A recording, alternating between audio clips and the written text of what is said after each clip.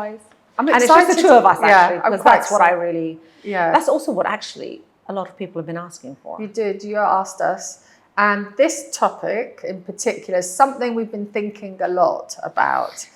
And does pricing maketh the brand? Absolutely not. Luxury makes the brand. Actually, not luxury. Quality makes the brand. Yeah. And individuality makes the brand. You don't buy into just because someone else is buying it or everyone else is buying it. This topic, I'm scared you're going to have to rein me in about how passionate I may get about this. Well, shall I tell you something funny, Misha, which I'm sure a lot of you would be shocked about?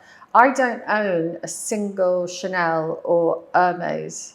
Yeah, it's a choice. Okay, it's a choice I made. Yeah, that's Can I tell you why? But you have a lot of exceptional quality brands. But I'm not. It's not something I'm like. I just felt it was a decision I made quite early on because it's the copycat syndrome you didn't want. It's copycat syndrome. I didn't feel like my group of friends all had the same bags. It was something that I turned away from, actually. But that's you, right? You have style, you have individuality, and you don't need to follow. I, on the other hand, you were buying them when you're nappy. I was buying them when I was honestly, I was a teenager when I was buying Chanel and Hermes, and that's just who I've been. I mean, I remember when I first met my husband, like 30 years ago. He at one point he turned around and said to me, he said, "Do you own any other clothes apart from Chanel?" He said, "Can you?" I mean, that was no, but that was no, but that was just my lifestyle. And also, I think the younger you are wearing Chanel, the more fun it is, right? You bring it out. Now to wear Chanel all the time just makes you look old. Sure, but what put me off, I have to say, was that people thought it made them, like they thought they got a lot of... I know. But even confidence. It's like prestige, but not in a healthy way. It's a status symbol, but not in a healthy way. But what I want to talk about is the absolute ridiculous price increases. And I mean, if I think it's ridiculous and I've been a customer forever and I've stopped buying, then you know what? It really is ridiculous. I'm now looking for other brands that are more fun. Of course, I will still buy because I believe in Hermes, right? I love their clothes. Yeah, Hermes. I love their quality. It's different. It's a different caliber. And they seem quite subtle and silent, like the Laura Pianas and all of that. Not for bags necessarily. Laura Piana is something separate from me. I mean, they're very good, but I, for instance, would prefer something like the Robe, which I think is so understated elegance. However, let's talk about Chanel. I want to talk about Chanel. I'm going to get in trouble. I really don't care. And LV that went up in price twice. I think it was March and April of one year. And don't forget the quote that was removed from their CEO, which we will definitely talk about. Yeah. But right now, can I just tell you, and apparently it's just been announced that Chanel will have another price increase in September. You're talking a bag that used to cost £2,500 10 years ago is now £11,000. And for quality that is so I think the quality has changed a lot. It's so inferior. It's like, it feels like plastic now. I went, I mean, I haven't bought Chanel for a while, but I went to touch it and it's like touching plastic. But why are people still buying, do you think? Look. And why do the brands keep on increasing? Shall I tell you what? Okay.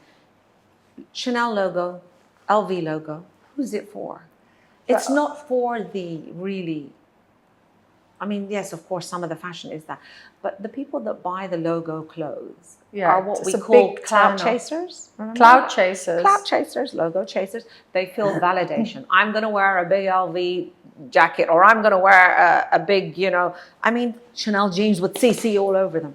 Why do I want to do that? I also love discovering like up and coming. There's still like luxury brands that are not those big brands, and people should really be giving them a chance. And there is a place for everyone. Yeah. But my big issue is the price increases and the quality decrease, like you mentioned. Yeah.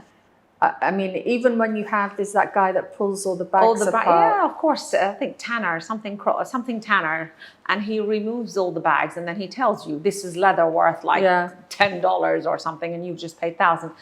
All I'm saying is that nowadays, luxury is not just because you've paid £10,000 for a bag. No. That actually so many other people are buying, right? Because let's be honest. And how many LV bags do you see? I'm not saying it in a derogatory way. If you want it, by all means, go ahead, say it. But don't come to clients that have been clients forever, decide that you're going to raise the price of a jacket in Chanel, for instance, that you used to pay £4,000 or £5,000 for, that is now 14, 15, 16, 17. The one I picked up was 30,000. I would love to hear, you know, from the brands that where will we end up? Where's the justification? Where will we end up with these prices? I tell you where we're ending up. I think right now, and this you can go on record for, they're blaming COVID. It's not COVID. Costs have not gone up that much. It is pure greed. They're trying to make their money, because I actually truly believe that luxury brands are on their way down. So well, some have shown a decrease, but brands like Hermes have actually been increasing. Hermes, I want to keep Hermes in a completely separate category, Nez. Yeah, but it's still a luxury brand, so we still need to talk about it. I understand that, but they are a luxury that have not really changed, right? Their quality, but their pricing is impeccable. Their pricing has not increased like Chanel pricing or LV pricing. So do you think the other brands have got greedy trying to get to the? Of course. And then what have Chanel done? Right? Okay, they've tried to justify that price increase on their whatever classic bag was. By the way, I wouldn't ever buy one of those. So speaking from a brand perspective, yes. It's not just it's inflation. So with certain conflicts in the world, the price of oil, the cost of living has gone up. The cost of living. So they're wanting to pay their staff, their craftsmanship, the shipping, all the fuel prices have all gone up. So that's their justification. Shipping has definitely gone up. Yes, but not at all levels. Yes, all levels. And people's salaries. Standard of living has become much harder. It's become much harder, but the people are not. But, Nez, the problem is they're not paying the people more. They're making bigger profits.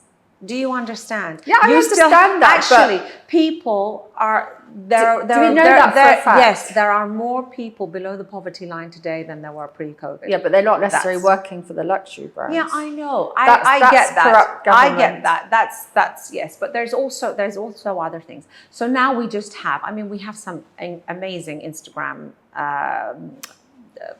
accounts, and that expose certain things. Yeah. Now we just found out a certain company was paying somebody $2 or $2.50 or, you know, whatever for a $900 or for a $9,000 sweatshirt kind of thing to get these things. I'm not going to name the brand. And now we just found somebody that they're paying some younger people $1.50 to collect flowers. I think we need to name those people that are then selling that brand. I know who.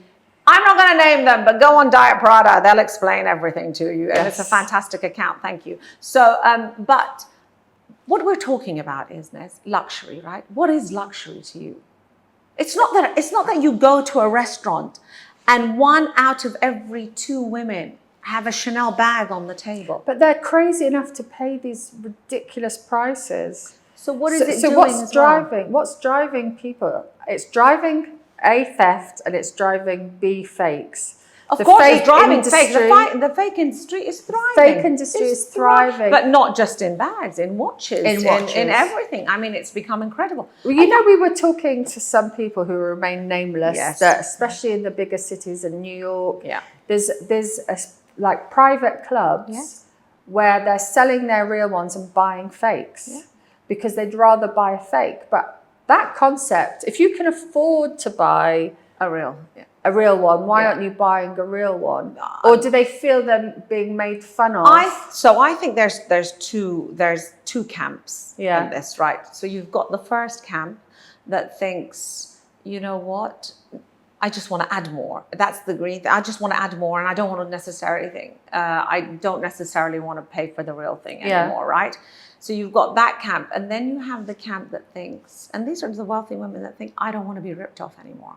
I don't want to be ripped off. I don't want to be ripped off. However, can I just say, in no circumstance or under any circumstance should anybody buy fake or wear fake, because who are you kidding? Who are you kidding? Who are you kidding? And you're also only just kidding yourself, right? And who's You paying? don't need that validation you don't need a validation from a brand to be wearing a bag or to be wearing a watch or to be wearing a Cartier piece of jewelry that you know, make you But think Misha, that what you're troubles more. me about the fakes is at least there's, it's like the Wild West, at least with the brands, there's accountability. Right. With these fakes, there's no accountability for us to understand the welfare of those manufacturing it and the craftsmen and the factories. So that's my problem also with fakes. Yeah, no, of course. I mean, there's a lot of problems there, but you just shouldn't be buying them.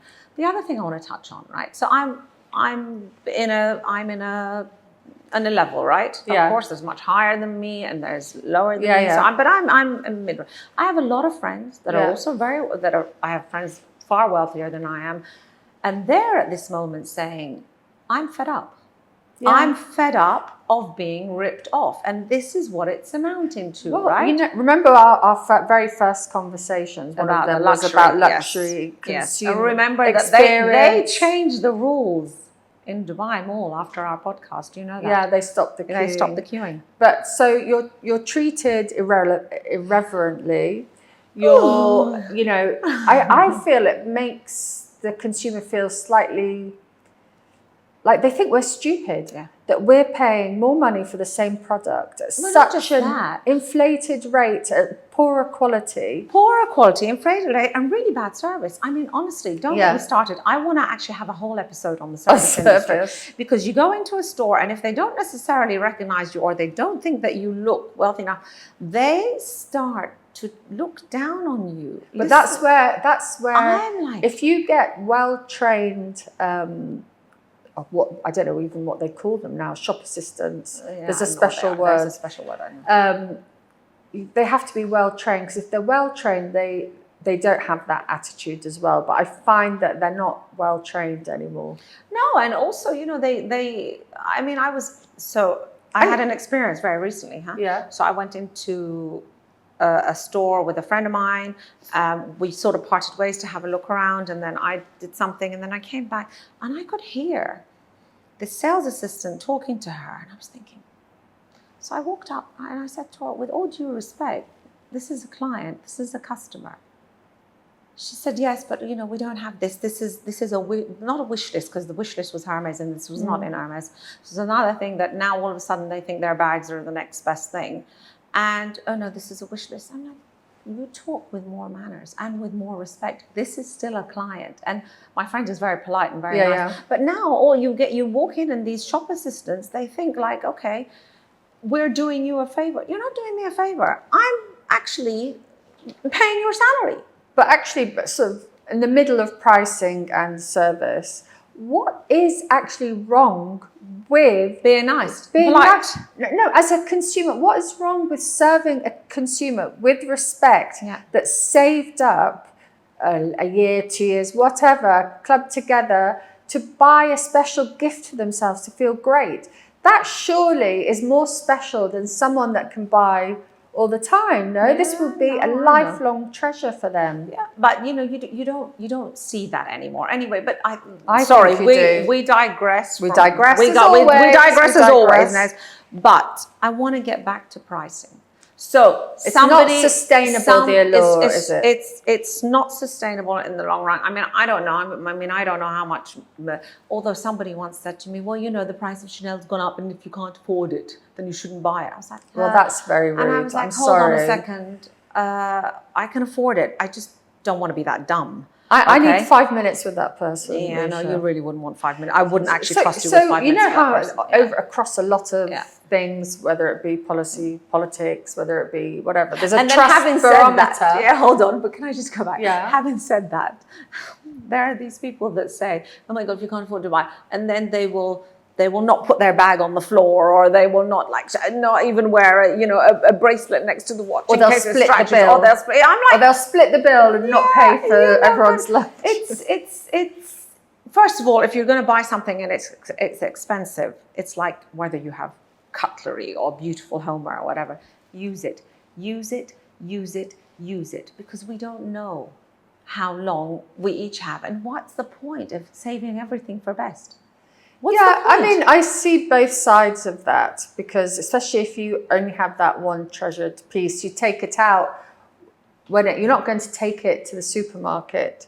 But I know what you mean. But Absolutely. I actually think you should, if it is your one treasured piece, unless it's like for an evening thing, you need price per wear. You need to enjoy that. But that I think gives they'll you enjoy it joy. when they go out, they dress up, they feel special. Some people, that's okay though. Okay, that's okay. That, of course, it's more than okay. The thing is, it's fine to do whatever you want, right? But if you have paid a lot of money for a piece, I think you should enjoy it. Yeah. And on any level and on every level. And it's not a thing. I did a shoot recently, right? Yeah. And they gave me a watch. They said, could you, so we were talking about this watch. They wouldn't let me touch it without a glove. I was like, serious. I was like, with all due respect.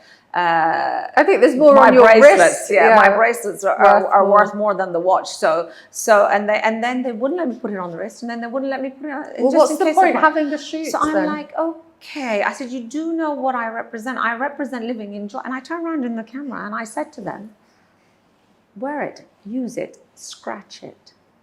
And that was it. I don't care. Enjoy it. You're paying all this much. But again, we digress. But I was just thinking about, again, going back to the brands and losing respect and the trust barometer, like how I almost have lost trust in terms of with these brands. Like I feel like they're making fun of us with the prices. I actually think they're laughing at us. They're thinking, how much further can we go before everything stops? I want to see more transparency. No, well, that's never been there, Nez, and I don't think we're But going to I would like to. If you're going to, ask if you're when going was to the hike last up, time you bought an LV piece? I've never bought an LV piece. Never? No, I bought a little card thing. So for my husband. As you know, the CEO recently came out and said, well, every household owns LV. Has an LV in their house. Globally. And remember what I put? Yes, I remember. I put, and then it was taken down. Yes. I put, not only is this an arrogant thing to say, but this CEO does not know who their consumer is. If he thinks every household has that, he's so detached from reality. I know. Well, I'm telling you, every household might have it, but they might not necessarily be original. I mean, we do know that LV reigns in fake, right? Oh yeah, that's one of the biggest. So one of the biggest things. So you have all these brands, but I want to tell you, right? So from all the big brands, it's not just now the Chanels and the Dior's as well. I keep Hermes out of it because they have never raised their prices like that. Who are you going to buy then? Who am I going to buy? Actually, I buy everyday wear. I buy Loewe. I think it's really good value. Loewe. Yeah, Loewe. I buy Loewe. I buy Celine, although it's a bit on the high side sometimes, but I love it. Bottega? I like Bottega. I'm waiting to see some more pieces. I actually love New Gucci. I'm obsessed with New Gucci as well. Interesting. Yeah, but also I didn't like that price jump. Used to get all of a sudden, but it's still better. I tell you what I have a problem with. Go on then. Tell us.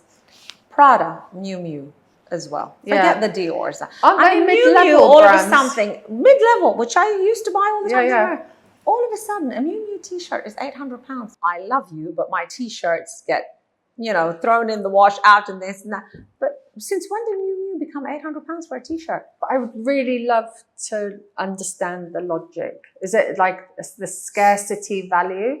But it's not the scarcity value, because I feel like we see those brands more and more everywhere. So I just don't understand the logic. You walk out. So it's not exclusive anymore. As far as I'm concerned, these are not exclusive anymore.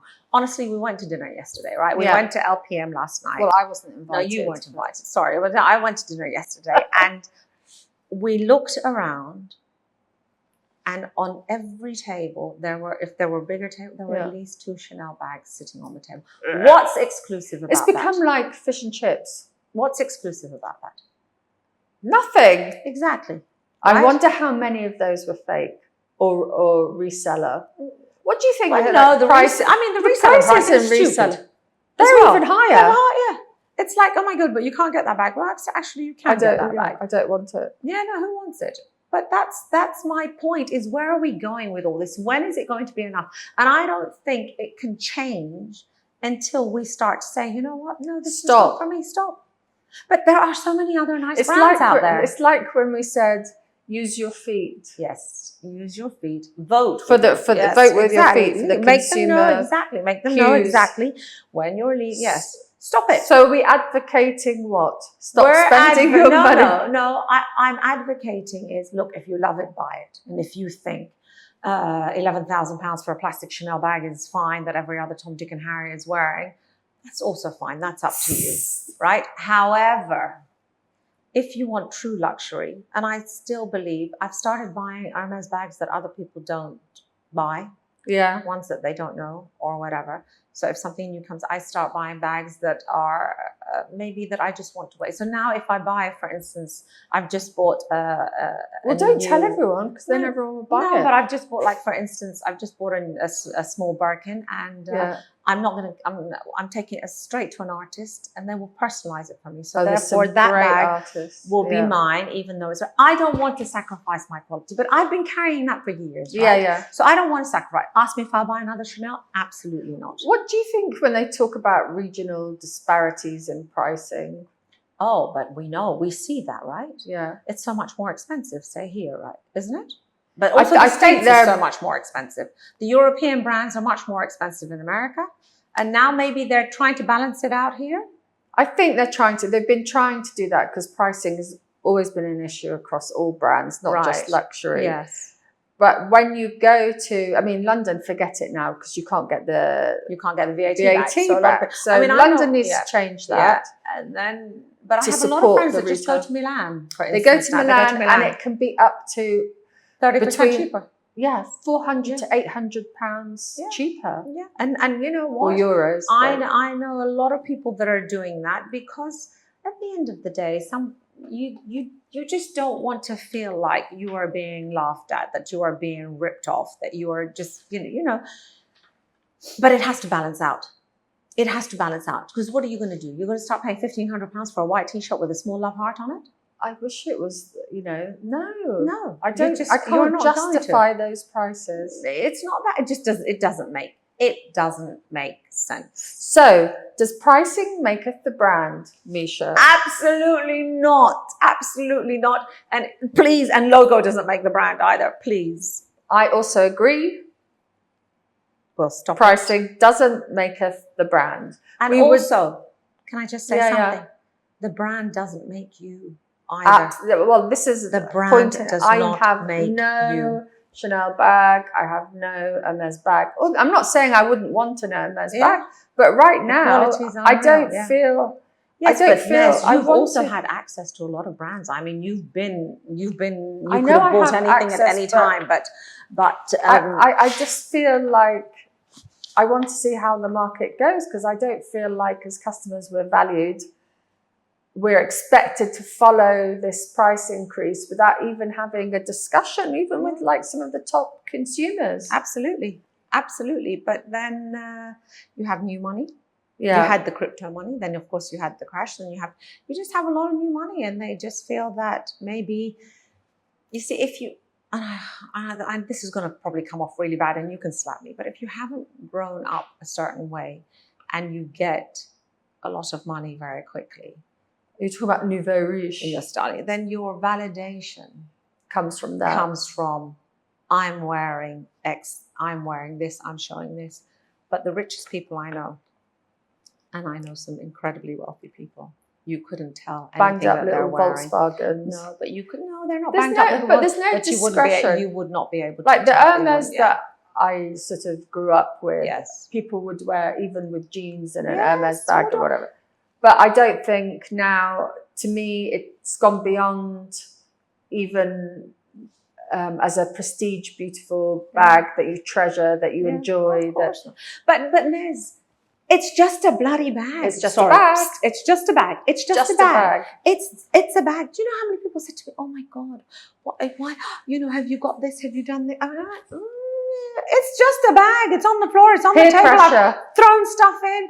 You know something? And if something happens to it, and if I can't afford to replace it, then that's on me, right?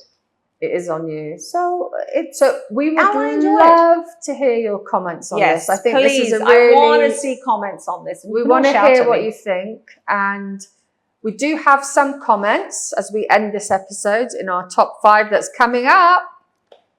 We do? We do. I know we do. I'm scared about those.